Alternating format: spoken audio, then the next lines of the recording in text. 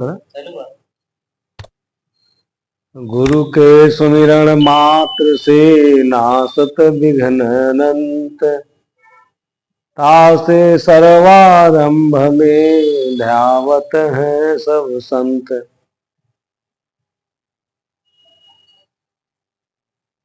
धर्म श्रवण कर रहे सभी धर्मानुरागी बंधुओं एवं श्रद्धा मूर्ति देवी, आश्रम प्रवास के दौरान शाम को थोड़ा सा चिंतन मनन किया जाता है और इसी में जीवन का कल्याण है। सब लोगों को चाहिए कि अपने दैनिक क्रियाकर्म से निवृत्त होकर थोड़ा देर चिंतन अवश्य करें, सत्संग का लाभ अवश्य लें। यह परम पावन घड़ी, यह परम पावन संयोग अत्यंत दुर्लभ है, दुष्प्राप्य है। संत वाणी से अक्षय और आत्यांतिक सुख की प्राप्ति होती है। जिस संसार में हम लोग रहते हैं और जिस मनुष्य जीवन को सौभाग्य से प्राप्त किए, बड़ा दुर्लभ बताया गया है और विवेक करने से ऐसा प्रतीत भी होता है।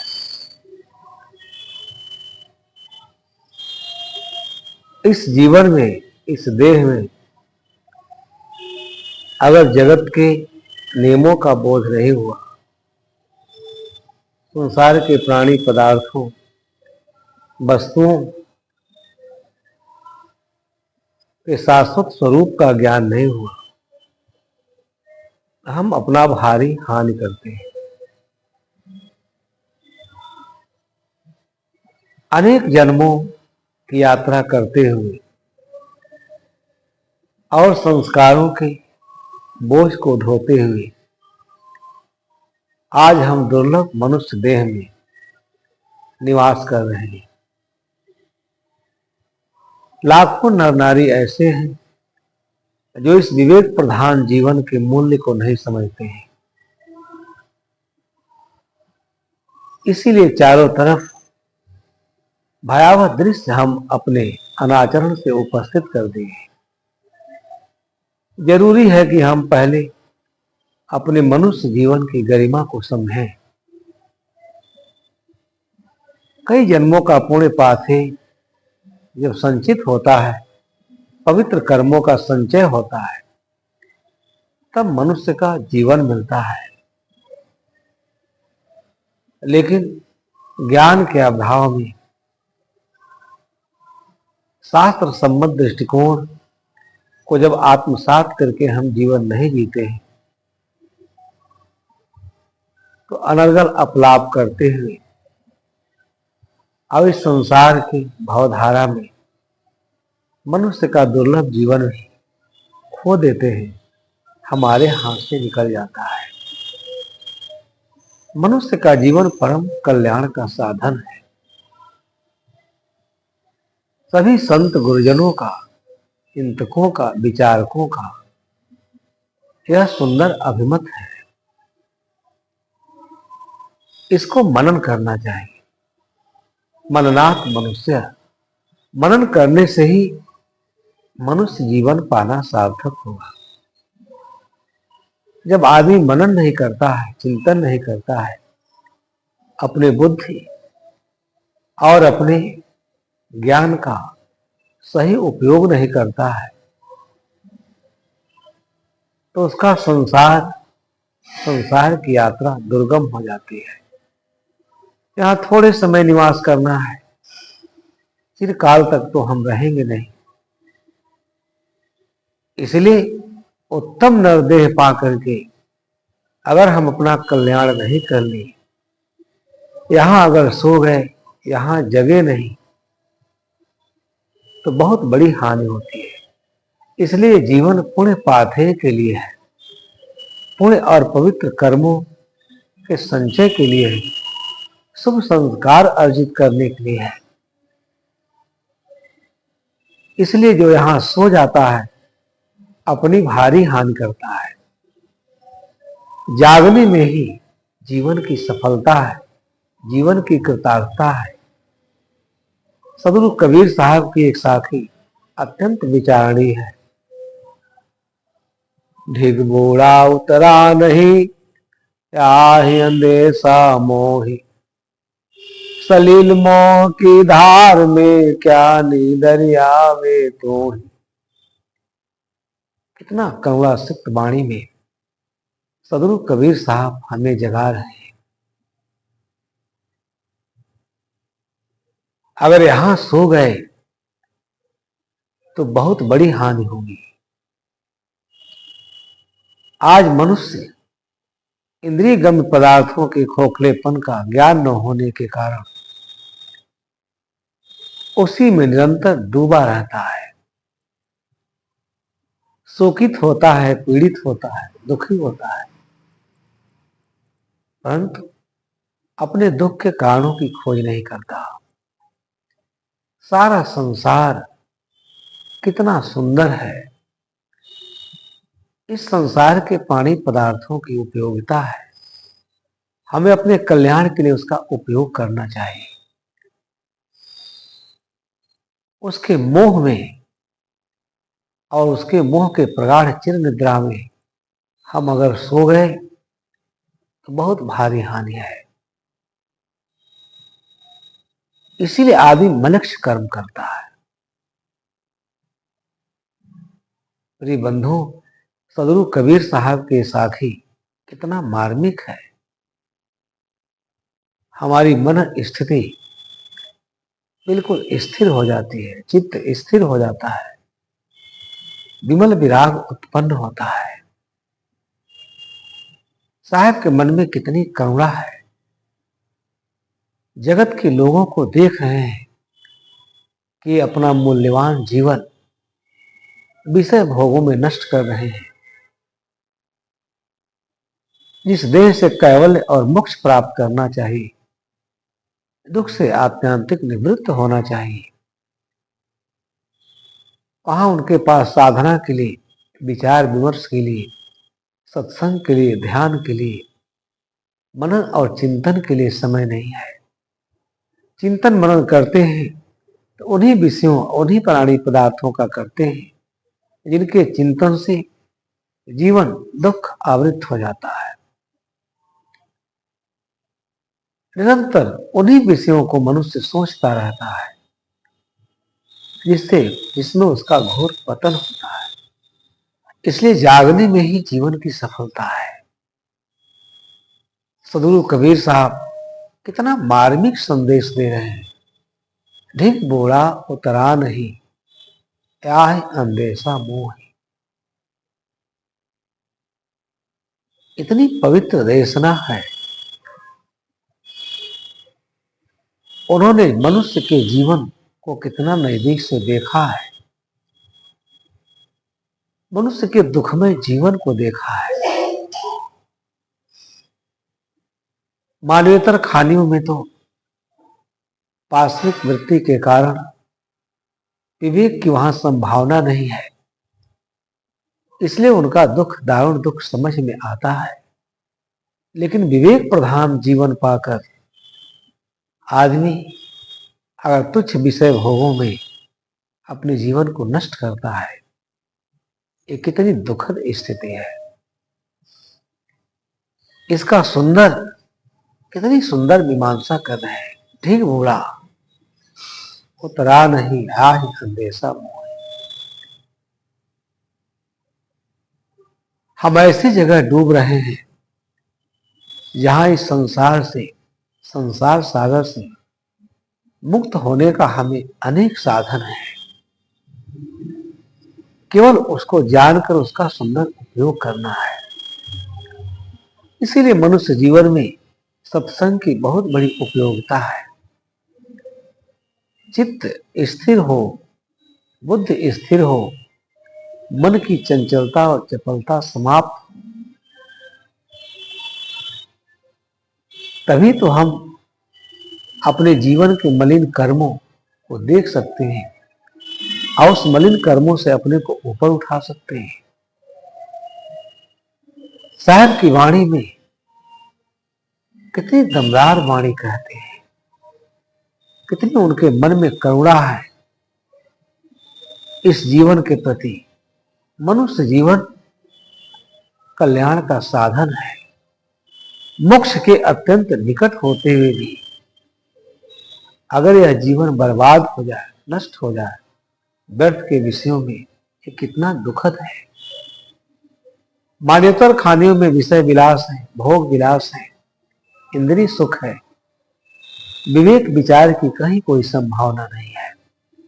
परंतु मनुष्य जीवन में सदग्रंथ हैं, सदगुरु हैं, सत्संग है, अनेक उत्तम साधन है।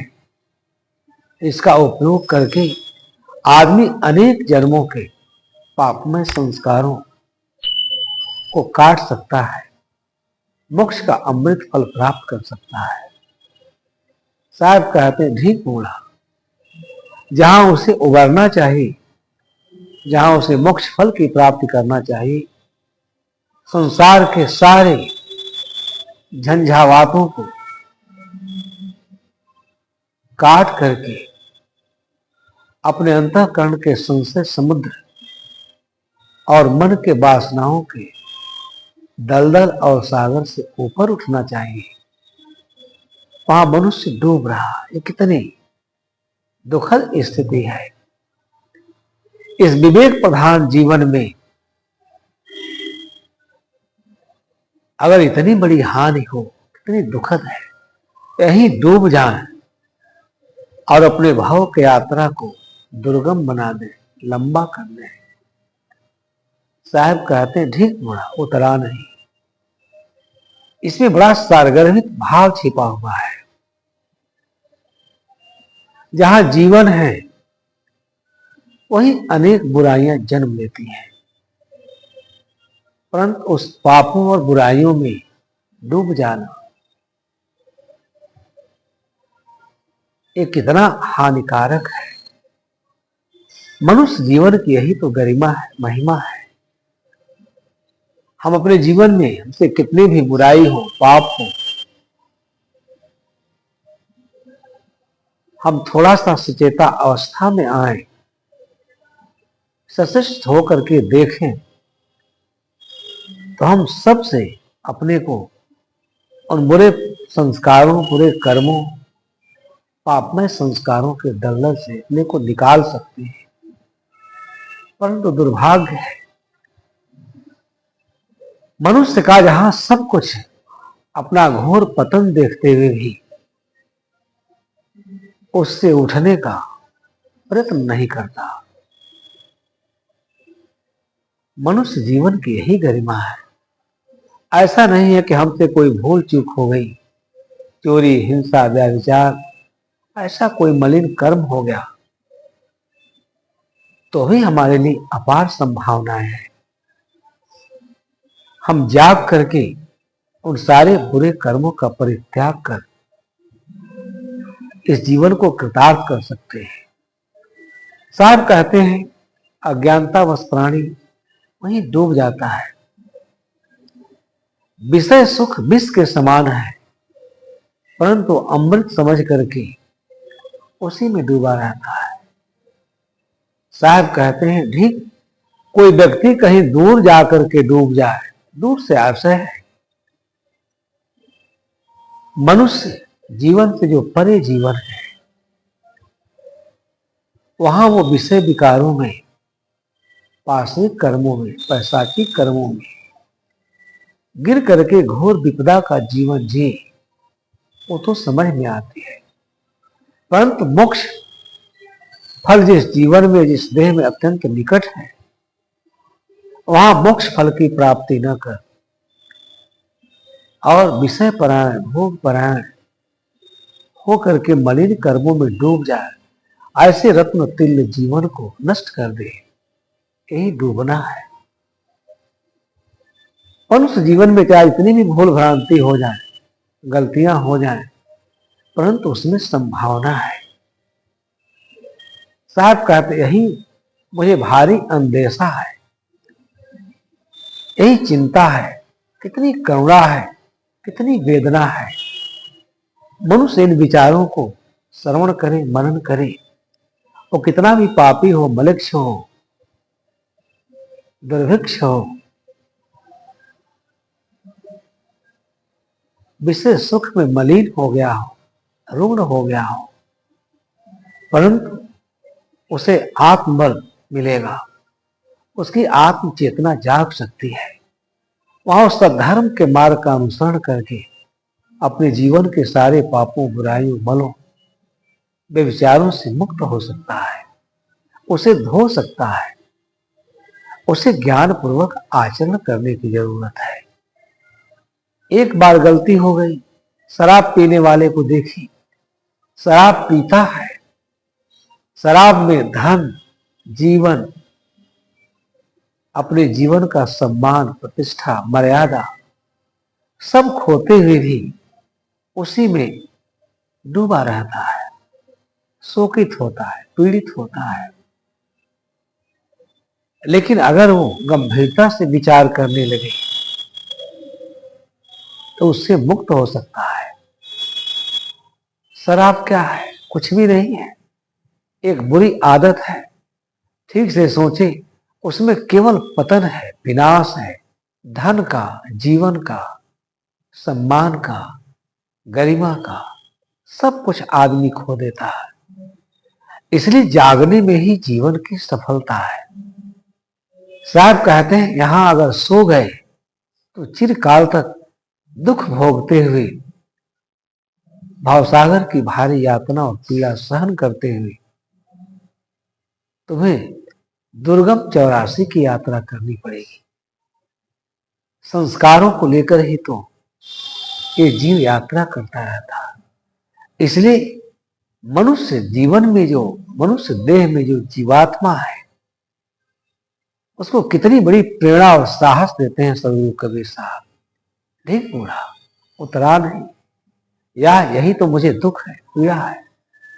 थोड़ा सा कोशिश करे, थोड़ा सा अभ्यास करे, थोड़ा सा सत्संग, सदगुरु, शास्त्र, धर्म ग्रंथ का आश्रय ले, तो अपने सारे बुरी आत्माओं का परित्याग कर सकता है। वही तो जीवन, वर्तमान जीवन को ही नरक में बदल देते हैं और लोकोत्तर जीवन को नारकी बना देते हैं। इसलिए यहां जागने में ही जन्म पाने की सार्थकता है। हजारों करोड़ों लोग हैं जो शरीर और इस शरीर जीवन में मिले हुए मिथ्या प्राणी पदार्थ के अहंकार में जीवन जी रहे हैं। उन्हें पता नहीं है कि सब क्षणिक है, सब आज कल में, सब दिवा स्वप्न हो जाएंगे। इसलिए इसमें राग करने से भाव की यात्रा बड़ी दुर्गम होती है, कठिन होती जाती है बंधु। इसलिए सदगुरु कबीर साहब की इस साखी पर गंभीरता से सबको मनन करना चाहिए। क्या अंदेशा मोह, सलील मोह की धार में क्या नींदर आवे तू। अरे मूर्ख, इस मोह की धारा में तुमको निद्रा आ गई, तुम सो गए। कितनी बड़ी कारुणिक दृश्य उपस्थित करते हैं साहब। आदमी दो जगहों पर अपना बहुत नुकसान करता है। एक तो संसार सागर है और हमारे सबसे निकट हमारा अंतःकरण है। चित्त, मन, बुद्धि, अहंकार की बड़ी उपयोगिता है। अंतःकरण के संशय समुद्र में हम निरंतर गोता लगाते रहते हैं और मन में जो विषय वासनाओं का सागर है, इसी में सारे जीवन को हम तहस नहस करते हैं। साहब ने कितना विमल विचार दिया है कितना सुंदर और सार्वभौम उपदेश दिया है। इस सलिल मोह की धार में क्या नींदर आवे तो। अरे मोह का धारा बड़ा प्रबल है। गोस्वामी जी ने कितना सुंदर मानस में कहा है कि मोह निशा सब सोवनिहारा, देख स्वप्न अनेक प्रकार। मोह का मदिरा पीकर और हम अनेक प्रकार का स्वप्न देखते हैं। इस जीवन में प्राणी पदार्थों की कामना, वस्तुओं की कामना, ये विषय बहुत व्यापक है और अत्यंत सुंदर भी है, चिंत्य है। इस पर चिंतन करने से अंतःकरण के सारे संशय मिट जाते हैं। आज समाज में देखिए, यही ध्यान है, यही साधन है, यही समाज सुख है।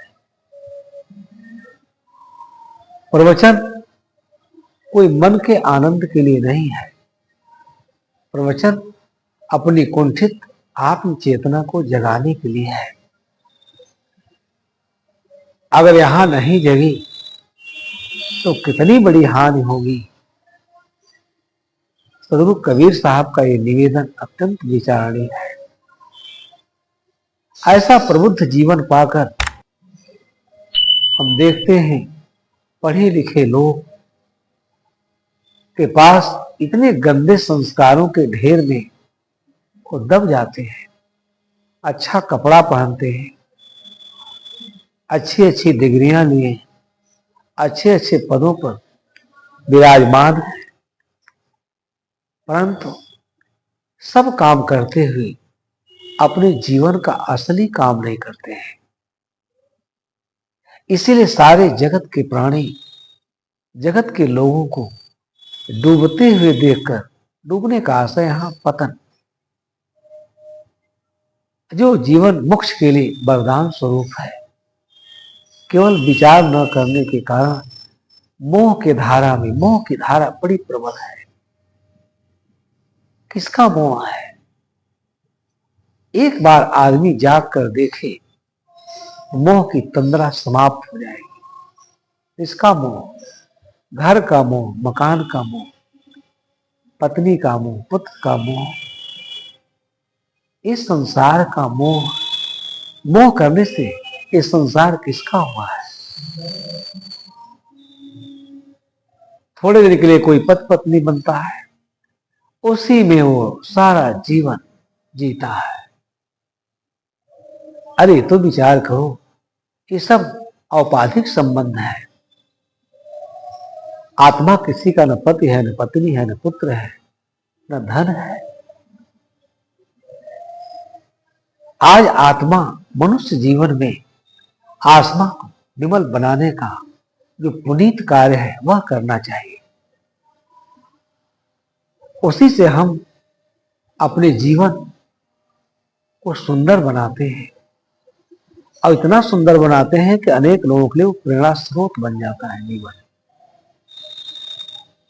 अगर यहां आत्मा को विमल नहीं बनाए, परिशुद्ध नहीं किए, शुद्ध नहीं किए, तो इस गंदे के गंदे संस्कारों के ढेर आत्मा कुचल जाती है, दब जाती है।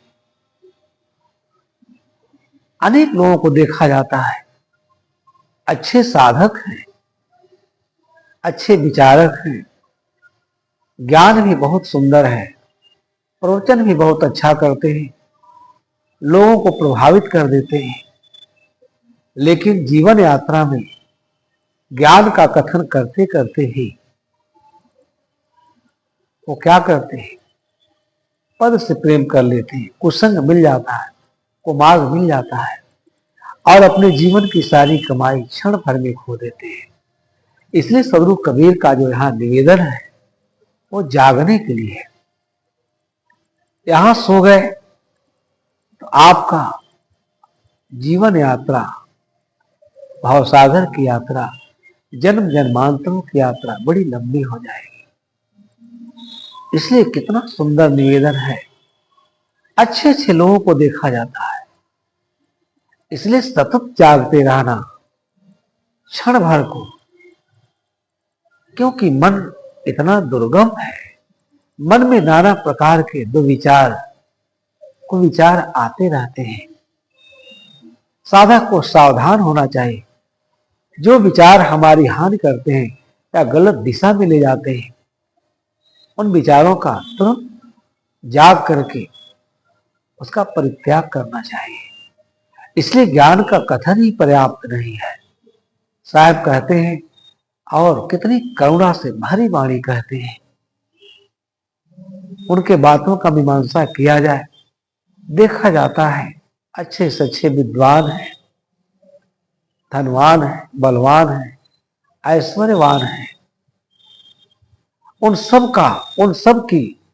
सब से वो दूसरे की सेवा करते, सेवा में लगा देते, परंतु उसी के अहंकार में, उसी के मद में चुर रहते हैं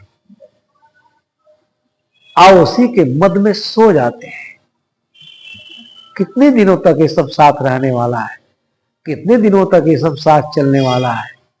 ये सब इसलिए उपनिषद के ऋषियों ने भी जहां कहीं अच्छा चिंतन है, वह चिंतन ही हमें साधना परायण बनाता है। उसी से हम अपने आत्मा को विमल बनाते हैं, निर्विकारी बनाते हैं।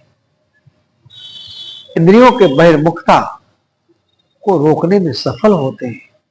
यही तो साधना है। अगर इंद्रियों की बहिर्मुखता नहीं रुकी तो इंद्री परता में पड़कर तुक्ष है। इसलिए विचार परायण होना चाहिए।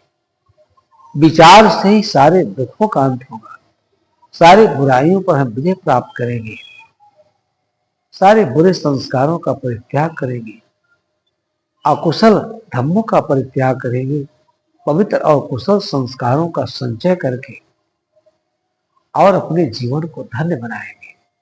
इसलिए यहां सोने से बहुत बड़ी हानि है। ये जीवन सोने के लिए नहीं है, ये जीवन जागने के लिए है बंधु। इसलिए कितना पावन और निर्मल विचार ये धर्म के ग्रंथों में जो सांप्रदायिक लोग हैं वो ऐसा विचार नहीं दे सकते, जबकि इन्हीं विचारों की आवश्यकता है। गोस्वामी जी ने कहा, मोह निशा सब सोवनिहारा, देखे स्वप्न अनेक प्रकारा, जाने जब ही जीव जब जागा, जब सब विषय विलास विरागा। विषय से विराग कब होगा? विषय सुख जो जिसमें केवल विष भरा हुआ है, लेकिन उस विष को हम नहीं देख पाते, हमारी दृष्टि धूमिल हो जाती है, उस पर विकारों के बादल छा जाते हैं, बुद्धि सही दिशा में नहीं सोच पाती है। इसलिए बंधु, इतना अर्थपूर्ण विचार है, इतना मार्मिक विचार है। मैंने थोड़ा सा निवेदन आपसे किया कि जागने में ही जीवन की सफलता। जाने जब ही जीव जब जागा, जब सब विषय विलास विरागा। सारे विषयों के तुच्छता का ज्ञान हो जाए, मन में दृढ़ वैराग्य हो जाए, विराग हो जाए, हम राग रहित हो जाए, द्वेष रहित हो जाए, ईर्ष्या रहित हो जाए। ये सब मल के समान है। ये सब जब आदमी सो जाता है, माया मोह में लिप्त हो जाता है, माया मोह में जब खिंच जाता है, तो ये सारे विकार हमारे जीवन को बर्बाद कर देते हैं। इसलिए इंद्रिय संयम, शील का पालन, दया, क्षमा, शील, संतोष, इसमें हम कब जी पाएंगे? जब विषय सुख का परित्याग करेंगे। सारे अनर्थ, सारे पाप कर्म, सारी बुराई, सारे दूषित कर्म विषय भोगों में, विषयों में उन्मुखता से होता है। इसलिए मन का सबसे बड़ा भव सागर है। जागकर अपने मन का दृष्टा बनना चाहिए। इसलिए जिस दिन मन को आदमी जीत लेता है, मन को अपने वश में कर लेता है, ये जागे बिना संभव नहीं है। क्योंकि अनादि काल से मन के साथ जीवन जीने का अध्यास है, इसलिए हम लोग मन से मुक्त नहीं हो पाते हैं। मन बहुत अच्छी चीज है। मन को परिमार्जित कर उसे सद्धर्म के मार्ग में लगाना चाहिए। इसीलिए गोस्वामी जी से लेकर जितने मनीषी हैं, जितने विद्वान हैं, जितने संत हैं, वो साधक के लिए बड़ा सुंदर उपदेश दिए हैं कि अपने मन के विकारों को जीतना। मन में क्यों विकार उत्पन्न होता है? मन इतना चंचल क्यों है, चपल क्यों है? इसलिए हम मन के स्वरूप और मन के प्रकृति को समझ नहीं पाते हैं। ये जागृत अवस्था के बिना, जागे बिना, होश में आए बिना हम मन को नहीं समझ सकते। इसलिए अंतःकरण का संशय समुद्र और मन के भवसागर को जीतने के लिए हमें इंद्रिय गम्य पदार्थों के खोखलेपन का ज्ञान होना अत्यंत आवश्यक है। कई बार मैं इसको कहता हूं, ई चेत वेदित असत्यमस्ति ना चेत यहा वेदित महति विनष्टि भूतेषु भूतेषु विचित्य धीरा प्रत्यास्मात् लोकात् अमृता भवन्ति। ये उपनिषद का वचन है। इसी जीवन में, इसी देह में अगर ज्ञान न हुआ तो आगे भारी हानि है। इतना विमल विचार साहब क्यों देते हैं, ऋषि मुनि क्यों देते हैं? क्योंकि मनुष्य का जीवन विवेक संपन्न है, विवेक प्रधान है। केवल आदमी माया मोह के तंद्रा से जग जाए, अपने शाश्वत स्वरूप का इस जीवन में दर्शन कर ले, और सब कुछ को क्षण मात्र में त्याग सकता है। जब उसका दृष्टा बन जाएगा कि जीवन में सारे अनर्थ, सारे पाप, सारे दुर्व्यवहार, सारे घृणास्पद कर्म केवल विषय भोगों के तुच्छता का ज्ञान न होने के कारण है, वो तुरंत जग जाता है। इसलिए ऋषि भी कितना पवित्र दृष्टिकोण दे रहा, इसी देह में, इसी जीवन में, इस देह और इस जीवन की महिमा क्या है? ज्ञान प्राप्त करना, ज्ञान पूर्वक, और जिसकी हम चर्चा करते हैं इस ज्ञान विचार की, उसी से आचरण को संपन्न करना, मूर्धन्य करना। हम ज्ञान विचार की चर्चा तो कर लेते हैं, परंतु उस तात्विक विचारों को आचरण में नहीं लाते हैं। इसलिए हम अच्छे साधक नहीं हो पाते हैं। भाव की धारा में साहब कितनी सुंदर बात कहते हैं, सलिल मोह की धार में क्या नीदर आवे तो। अरे जहां तुम्हारा सब कुछ खो रहे हो, वहां भी जागने का नाम नहीं लेते। मैंने अभी शुरू में कहा, मनुष्य जीवन की महिमा है यही, चाहे इसमें इतनी भी भूल हो, भ्रांति हो, अज्ञानता हो, अविद्यावश हम दुर्वचन बोले, लेकिन जागने के बाद तुरंत हम उससे मुक्त हो सकते हैं, उसका परित्याग कर सकते हैं।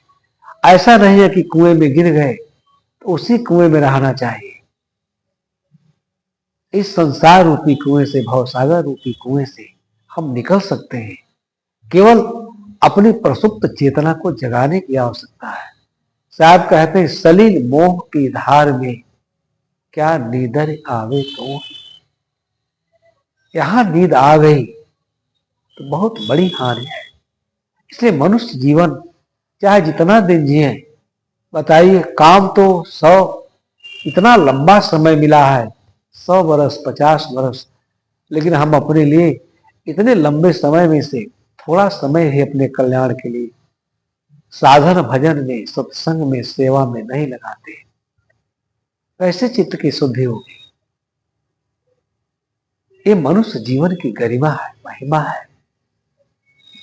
वो चाहे जितने भी ज्ञान के गहरे खड्ड में गिरा हो, केवल सत्संग का आश्रय ले, सत्पुरुषों का आश्रय ले, सदग्रंथ का आश्रय ले, सुंदर और पावन विचारों को ले, तो अपने उन बुरे संस्कारों का दृष्टा बनकर उसके अंदर इतना सामर्थ्य है, इतनी शक्ति है, एक ऐसी गुप्त सत्ता का निवास है। उस गुप्त सत्ता को जान लेने के बाद सबका परित्याग कर सकता है, चाहे मोह जितना प्रबल हो, सबको अविच्छिन्न कर सकता है। इसीलिए संतों ने, महात्माओं ने, गोस्वामी जी की बात मैंने आपके समक्ष रखी। जान है जब है जीव जब जागा, जब सब विषय विलास विरागा। तभी जाके जीवन में सच्चे सुख की अनुभूति होती है, जब विषय विलास का विराग हो जाए, त्याग हो जाए। ये तीक्ष्ण ज्ञान के बिना संभव नहीं है। इसलिए ऋषि कहता है, ई चेत वेदित असत्यमस्ति। इसी देह में, इसी जीवन में अगर ज्ञान न हुआ, सत्य का ज्ञान नहीं हुआ, न चेदिहा वेदित महति विनष्टि, तो बहुत भारी हानि है।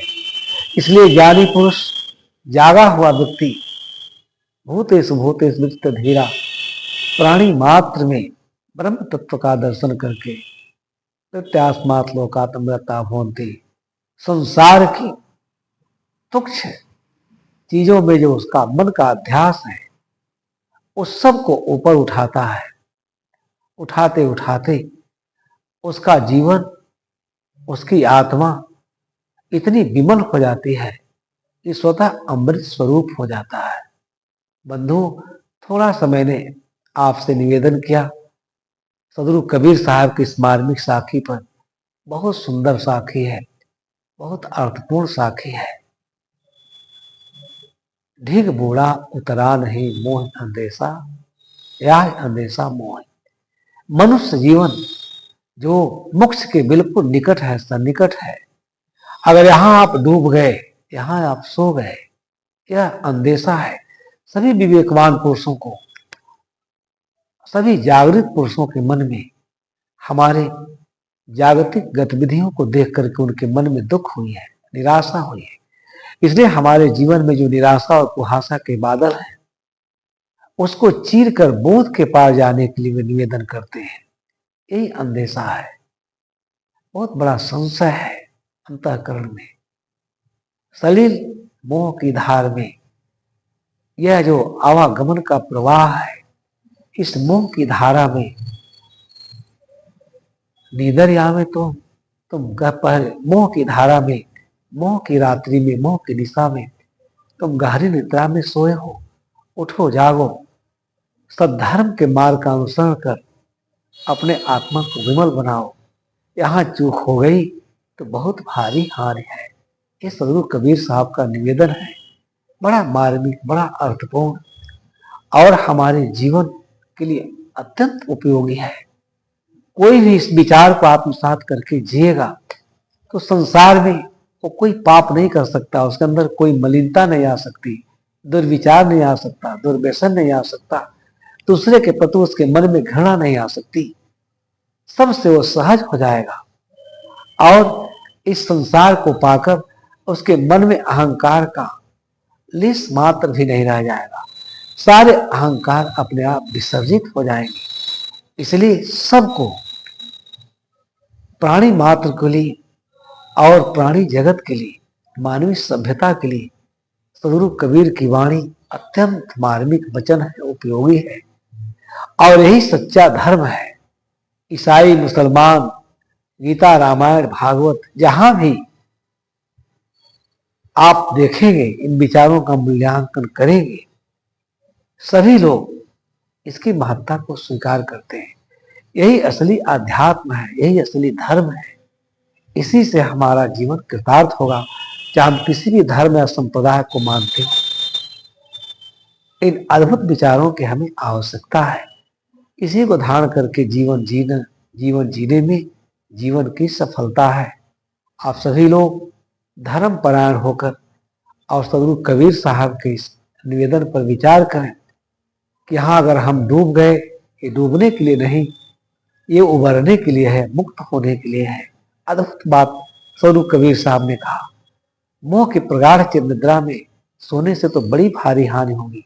मनुष्य जीवन कल्प वृक्ष के समान है, हाथ से छूट जाएगा फिर मानवेतर खानियों में दूसरा दुख भोग जिसका कोई अंत नहीं सहन करना पड़ेगा। इसलिए जागने में ही जीवन का कल्याण है, जीवन की कार्य जीवन कृतार्थ होता है। तो बंधुओं, थोड़ा सा मैंने आपसे निवेदन किया। अब इन्हीं चंद शब्दों के साथ मैं अपने विचारों को विराम देता हूं।